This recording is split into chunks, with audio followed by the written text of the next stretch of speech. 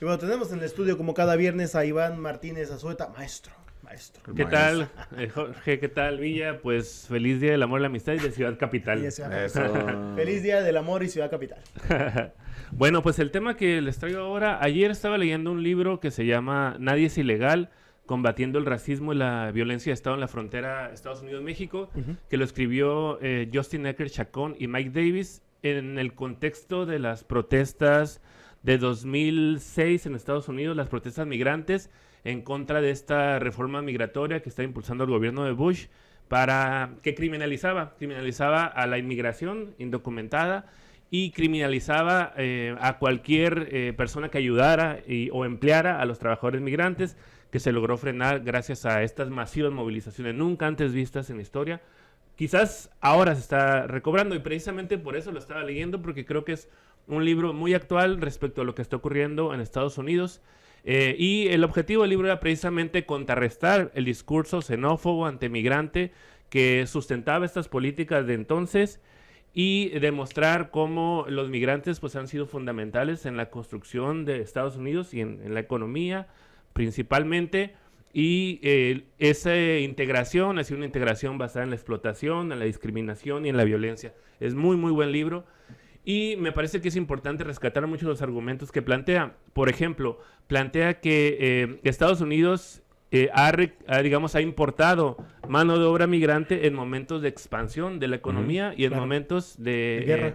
De guerra también, por supuesto, ¿no? Y en momentos de contracción de la economía es cuando expulsa a migrantes, incluso ahí es donde se insertan estos discursos xenófobos, antimigrantes, para sustentar esa expulsión de inmigrantes. Entonces, tiene esos dos usos, un uso económico por mano de obra barata, súper explotable, y por el otro el uso político para encauzar el descontento social de las crisis del capitalismo hacia ellos y ellas, ¿no? Entonces, es interesante porque rastrea toda esta historia de la migración, como por ejemplo, una primera gran migración, pues son los africanos esclavizados antes de ser Estados Unidos como tal, ¿no? Claro. Y entonces, digamos que la economía se basó o creció gracias a la esclavitud, la mano de obra esclava. Después de que se elimina la esclavitud, vienen las importaciones. Se escucha feo decirlo así, pero de trabajadores chinos, los famosos coolies. Sí. Entonces, los coolies se empiezan a construir los ferrocarriles, las carreteras, las ciudades, sobre todo hacia acá, hacia el oeste de Estados Unidos, California. Con la fiebre de oro que se volvió. La fiebre del oro. Y que, por cierto, la esclavitud también tiene que ver con motivación económica, más que realmente de los humanos, ¿no? Sí, la economía de las plantaciones, ¿no? Entonces, después, como se hace una ley de exclusión china para cuando ya entra en crisis, hay problemas económicos, se expulsa. Luego siguen los japoneses, empiezan a migrar trabajadores japoneses que también trabajan en el sector agrícola, y luego viene una ley de exclusión de más asiáticos en 1917, y en 1924 llega otra ley que excluye a los japoneses. Entonces va rastreando, insisto, todo esto. Luego llegaron los filipinos y pasó exactamente lo mismo. Pero el gran migración que analiza ahí es la migración mexicana, que tuvo un primer programa bracero a inicios durante la Primera Guerra Mundial. 30, 40. Y el gran programa bracero de 1942, sí, es el que importó o migró temporalmente 4.8 millones de mexicanos, ese de 1942 a 1964. Y entonces, como, pues insisto, que la población migrante ha sido fundamental. En ese entonces, digamos, analiza mucho el programa bracero, porque a partir de ahí es que se configura los flujos migratorios continuos, digamos, ¿no? Se crea un flujo continuo hacia Estados Unidos que se emplea en distintos sectores, ahí principalmente era el trabajo agrícola. Las características del programa bracero era que eran trabajadores temporales que al finalizar la cosecha se regresaban y estaban en la otra característica era en fincas específicas, no se podían mover. Digamos que el Estado junto con las compañías los controlaba y no migraban sus familias también para incentivar la inmigración de retorno hacia México.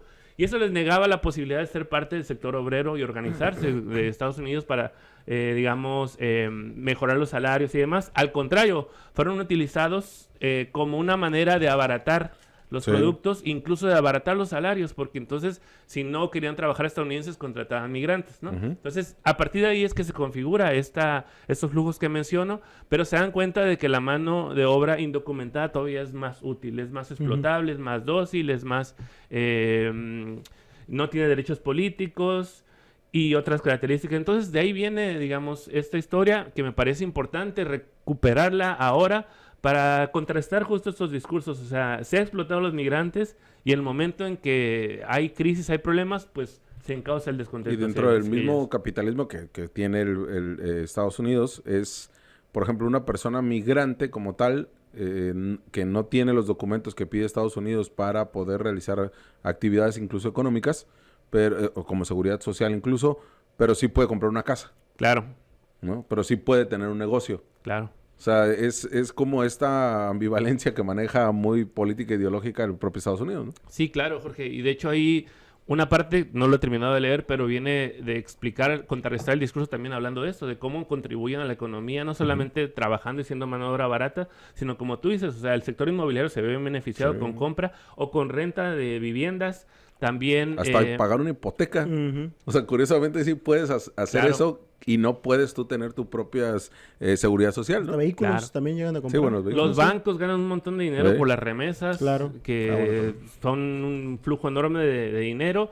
Y con esto que mencionas, otro de los beneficios es que pagan impuestos al hacer compras. Se menciona que reinvierten hasta el 80% de los recursos en las propias comunidades y economías locales. Y eso hace que contribuyan a la seguridad social sin recibirla. Entonces es una manera de subsidiar a la población de Estados Unidos que cada vez está envejeciendo más.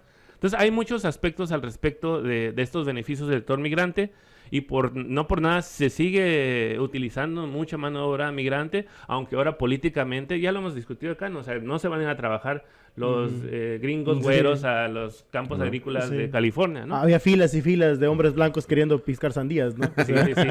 Y luego, otra parte súper interesante del libro es que habla de la violencia, de cómo, digamos, se han formado grupos tanto paraestatales, ha habido violencia del Estado a través de las policías, de los sheriffs, incluso del ejército, de la Guardia Nacional, pero también de grupos no estatales, paramilitares, bueno, no paramilitares, sino parapoliciales más bien. Y el caso de California se llamaron los vigilantes, que eran... digamos, los rancheros, los granjeros contrataban pistoleros y demás para reprimir, sobre todo en el sector agrario, a los campesinos, a los que se organizaban en sindicatos, que protestaban. Y es súper interesante porque narra toda esa historia, ¿no? Incluso cómo había esa violencia contra los chinos, contra los japoneses, contra los filipinos y después contra los mexicanos. Pero lo que me pareció interesante del libro, que yo no conocía, es que menciona que un caso emblemático de violencia, de terrorismo de los vigilantes, de encarcelamientos, linchamientos, deportaciones, fue Valle Imperial. El Valle Imperial, dice, es un caso ejemplar del fascismo agrícola, lo menciona, y fue sobre todo en las huelgas me parece que en 1928 se empezaron a sindicalizar los trabajadores agrícolas de Valle Imperial, y en 1930 hicieron una gran huelga de los trabajadores de la lechuga y del melón antes, y no lograron, digamos, llegar sus demandas con la dirección sindical que tenían. Y luego, como dicen llegaron los comunistas, llegaron grupos comunistas, empezaron a organizar, empezó a crecer mucho el comunismo y llegó la represión brutal, hubo deportaciones, hubo mucha violencia en contra, y eso, me insisto, me sorprendió, porque justo coincide con el asalto a las tierras acá y la formación de sindicatos y demás. Creo que hace falta mucho, digamos, trazar esa historia de movimientos sociales sindicales por los mejores salarios, pero también por los derechos de la tierra de ambos lados de la frontera. Pero bueno, me parecía muy, muy interesante cómo se desconoce eso, que el Valle Imperial ha sido de los... digamos, espacios agrícolas donde ha habido mayor represión y que sigue hasta la fecha funcionando con mano de obra migrante y que ha habido constantes huelgas. También fue uno de los últimos valles donde la Unión de Trabajadores Agrícolas, la United Farm Workers, dirigida por César Chávez, tuvo sus últimas grandes huelgas aquí en Valle Imperial en los 80s, a inicios de los 80, finales de los 70s. Entonces, insisto, sigue dependiendo mucho de la mano de obra, pero en los momentos en que hay crisis, llega a estos discursos antimigrantes que van acompañados de la violencia y eso es lo más peligroso, ¿no? Ahora vemos cómo se están envalentonando muchos grupos xenófobos que están armados, que como por ejemplo en Arizona hay muchos grupos, los Minuteman y otros que cazan literalmente migrantes que sirven de, digamos, de como brazo armado ciudadano de la política migratoria de Estados Unidos y que esa ha sido una constante que se basa en la cultura racista de Estados Unidos, ¿no? Sí, el reconocimiento a César Chávez, por ejemplo, ¿no? Que hasta el día de hoy hay escuelas, calles y todo con su nombre. Y el problema es que bueno, no el problema, el punto central es que eso no lo pueden borrar de la historia. Claro. No como todo lo que tú comentas ahorita. O sea, por mucho racismo, por mucho fascismo que se tenga, incluso el clasismo dentro del mismo mexicoamericanos en Estados Unidos, ese tipo de movimientos no los van a poder borrar.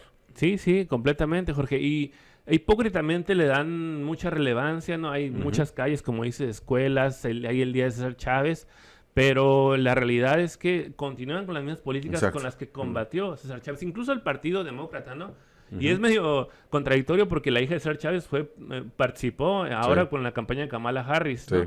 Y los demócratas han hecho exactamente lo mismo, quizás con menos discurso antimigrante y violento, pero han deportado mucho más de lo que deportan el Partido Republicano. Y tenemos la administración de Obama y la de Biden, que no implementaron ninguna reforma migratoria, como lo intentó Bush con estas, a lo que respondieron estas grandes protestas, pero que al final se, digamos, endurecieron la política migratoria en los hechos, ¿no? Increíble que el más cercano a una reforma migratoria fue Fox, con las negociaciones con Bush, ¿no? Sí. O sea, al final, propiamente, ¿no? Y lo otro que mencionas, Villa, sí, hay una gran deuda histórica en muchos sentidos y una deuda concreta con los ex braceros que sigue hasta la fecha. Hasta la fecha muchos han muerto ya y no han logrado recuperar sus ahorros que les fueron robados por estos mecanismos, ¿no? Y es eso, o sea, yo creo que es importante hablar sobre estos temas hoy en día para contrarrestar ese discurso y ver cómo los migrantes han subsidiado la economía de Estados Unidos y han recibido malos tratos de migrantes y no se les han querido incorporar. Ha sido la demanda histórica del movimiento migrante, una reforma migratoria integral que les permita trabajar dignamente y seguir contribuyendo a esa economía de otras maneras, ¿no? Son los ecos de la nota capital. Ciudad Capital. Las voces de la ciudad.